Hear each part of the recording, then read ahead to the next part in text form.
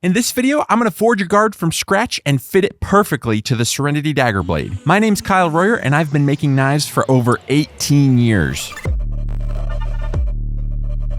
I'm getting ready to forge the guard out of this massive piece of mild 1018 steel. I need a pattern to follow for this guard, so I laid a piece of paper out over the guard, traced around it, then cut it out as this little piece here. Then I laid this piece of paper on my anvil, carefully traced around it with a Sharpie, and now I kind of have a general shape that I need to forge this steel to. Once I get this forged to where it's covering up all the Sharpie mark, since the Sharpie marks are a little bit bigger than the actual guard, I should have a little bit of extra material pretty much everywhere to work with and shape later.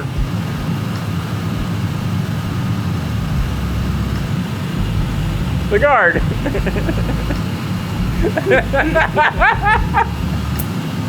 Got the bar nice and hot for the first heat.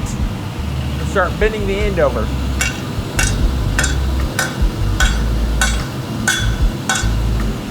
I go to the other anvil, a little tighter radius on the end of this.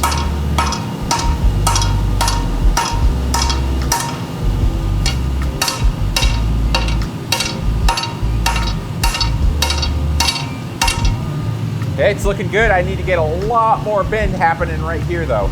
Once I bend it a little bit more, I'll probably be able to lay it flat like this and start hitting on the top of this to kind of tighten that bend up. About halfway through forging the guard, I realized I probably should have just taken a big chunk of steel and stock removed the guard, because doing all this extra forging and everything and then cleaning up the forging afterwards is probably not time efficient at all compared to using a bigger piece of steel. But I didn't have a large piece of steel on hand, so this was really the only option, so I'm going to keep forging on.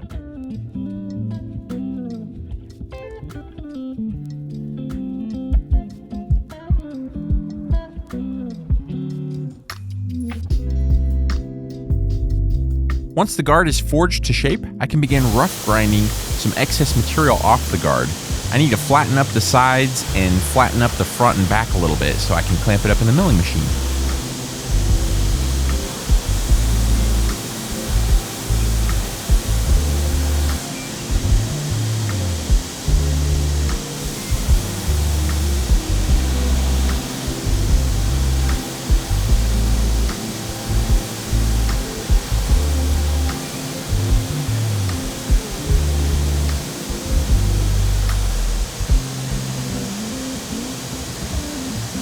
The guard's slowly taking shape. I ground down the sides and then surface ground the sides so they would be parallel.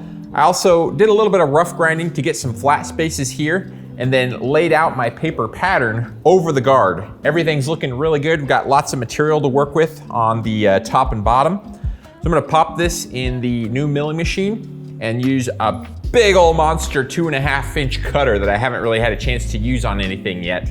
We're gonna use that to hopefully hog away about 150 thousandths of material. From there, flip it over and do it from here too. All right, I think I got it all set up. According to a chart I saw online, I think I need to run this about 500-ish RPM. So we'll start there.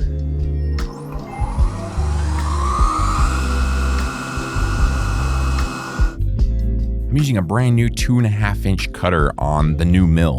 My old mill wouldn't be able to handle a cutter this large. This thing hogs off material very quickly, and I like it a lot.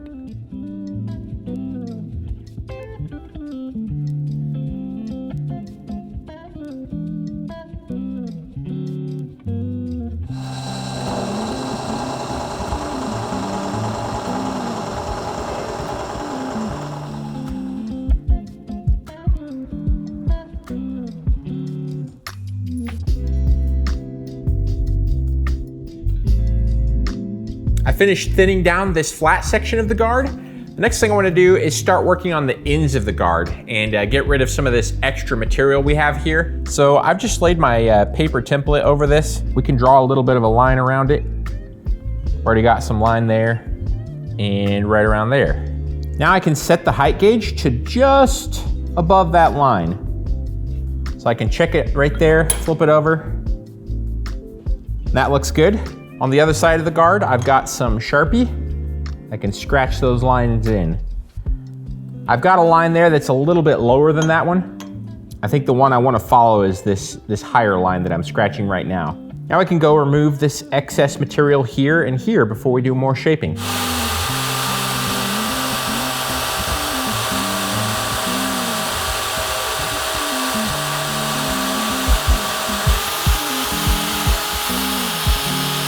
Now that I've cut, ground, and milled the extra material off the ends here, so I'm gonna go grind and mill some flat spots, and then we're gonna start to have some really good references on the guard. After that, I'll be able to start grinding things in and measuring off of those references that we have on the ends and sides of the guard. If I make flat spots on the ends and sides of the guard, I'll be able to use the height gauge to do different layout operations and scribe myself lines to grind the guard shape too and make everything more symmetrical. With the way I have the guard clamped up, there's probably too much sticking up out of the vise, and it's vibrating and making a lot of squeaky noise as I make a cut with that large cutter.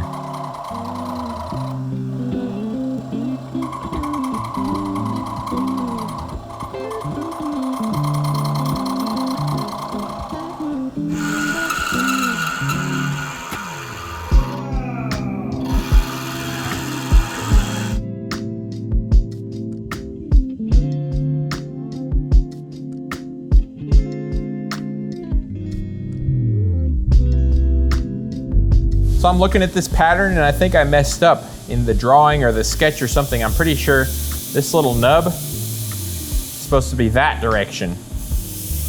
Like that, not like this. That might be a problem. So I've drawn this inside curve that I've got on my sketch and my little pattern here. I'm gonna use my height gauge to make a line right across here, right where that line gets closest to this side. Scribe a line there and then do the exact same thing on the other end, and that'll give me a reference for where to stop grinding.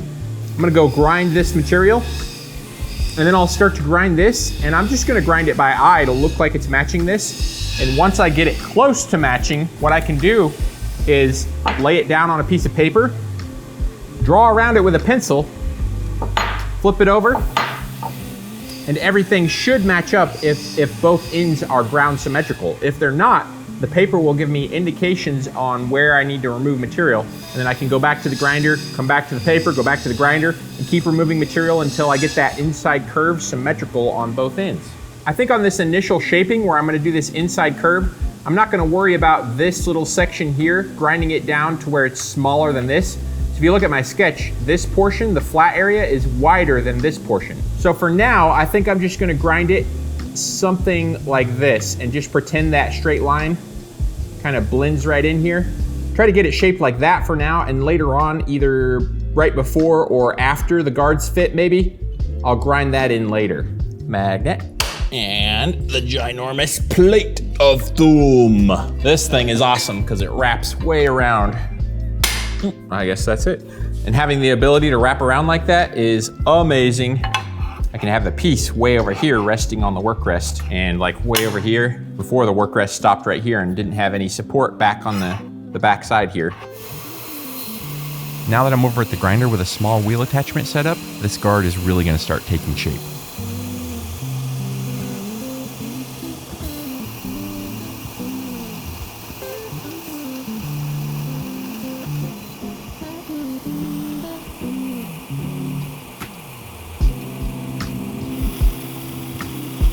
I've got more grinding to do on these inside curves, but it is starting to come together. Now, this should be 1018 mild steel. I've used this steel on other knives before and it worked just fine. There seems to be a little bit of a hard spot on one end though. I did cool this down with water when it was piping hot, but I've done lots of tests on 1018 mild steel before, heating them up with a torch to a bright orange color and then quenching them in water, and I've never been able to actually tell that the piece hardened at all doing that.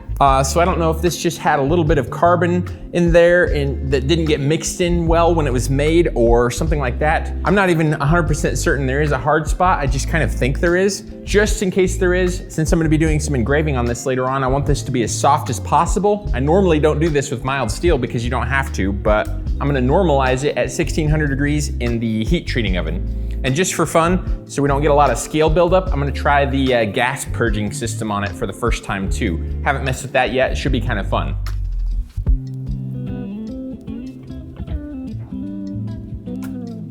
I set a really cool program, Josh. It's gonna go up to 1,000 degrees first, and then at 1,000 degrees, it'll go into the next segment, and that segment will kick on the gas. And then when it reaches the target temperature of 1600, it'll hold for 5 minutes, and then a third segment will make it cool as fast as it can down to 1,000 degrees with the gas on, and then when it hits 1,000, everything will shut off. Tomorrow. So I let the oven do its thing with the argon gas, purging it on the inside, hopefully to help eliminate scale. I don't know if I didn't purge it enough or maybe use enough gas pressure, but the amount of scale on here is definitely pretty much what I would expect with no gas at all. So I'm gonna have to try to experiment with this again sometime, maybe turn the gas pressure up more. It's not bad on the guard though. I still have enough material I can work with. I'm gonna keep working on the guard at this point and get the profile all shaped how I want it before I start fitting it to the Dagger. If you're getting value out of these videos, then consider subscribing. We're about to start an epic 8-month sword build, and I don't want you to miss out on it.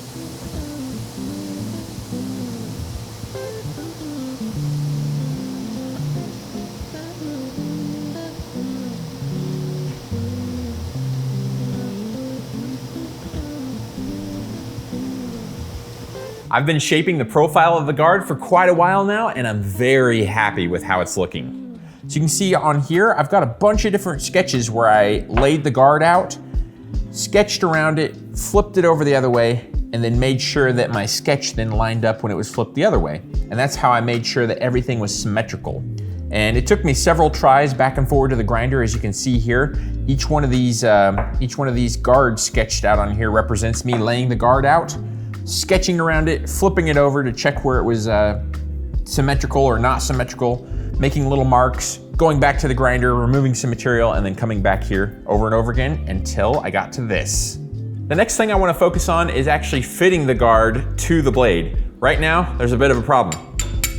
This doesn't slide up on here very well.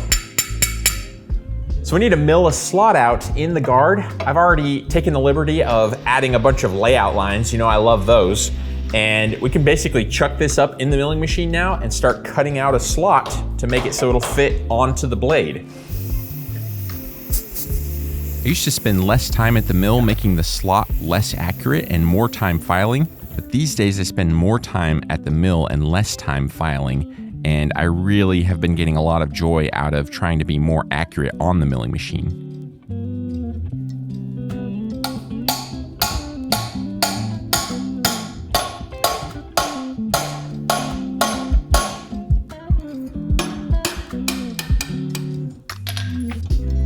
After hammering the guard on and taking the guard back off, you can see where the tang was rubbing on certain high spots on the guard. And now I can come in and selectively file away little tiny bits of material and then hammer the guard back on and keep doing that until it fits tighter and tighter up. Right now it was maybe a little over a 1/16 inch away from the ricasso touching on the face of the guard.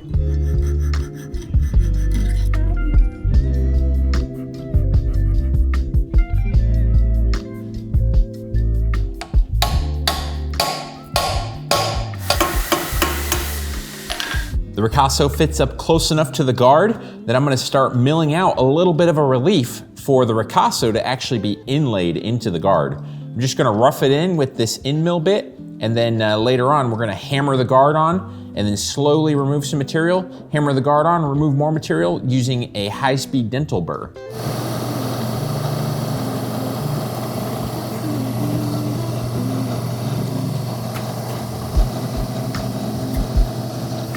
Now I can hammer the guard onto the blade, and the ricasso should leave a little bit of an outline anywhere where it's hitting. And then I can take it into the high-speed dental burr in the microscope and slowly remove that material, hammer the guard back on, remove material, and keep doing that until the ricasso touches down on that little area I milled about 0.010 of an inch deep. So we're gonna be inlaying the ricasso into the guard.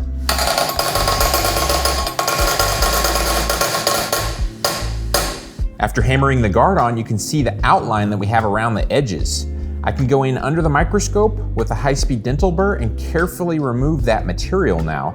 Hammer the guard on again and keep doing that until the guard, or the ricasso rather, hits on this flat area, this little relief area right here.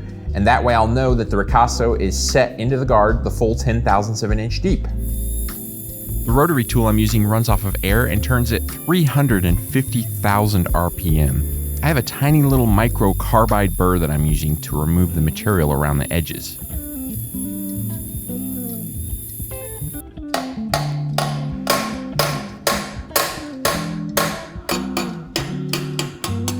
The guard fit up came out beautifully. I love how the guard fits. I love how this asymmetrical guard looks on a dagger blade. I've never done that before. All my dagger guards have always been symmetrical, meaning that you have like this part curving down and you have this part matching on the other side. Never done one that was like an S like this. I love how it looks.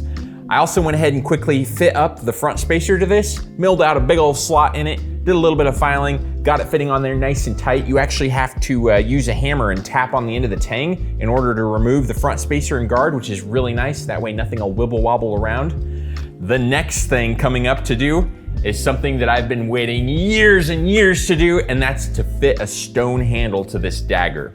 I've been wanting to do a stone handle on a dagger for so long, I can't even remember now, and it's finally about to happen on this one. I will see you in the next video. May the forge be with you. Bye-bye! The ones and zeros that is YouTube thinks you'll like this video. My mom thinks you'll like this video.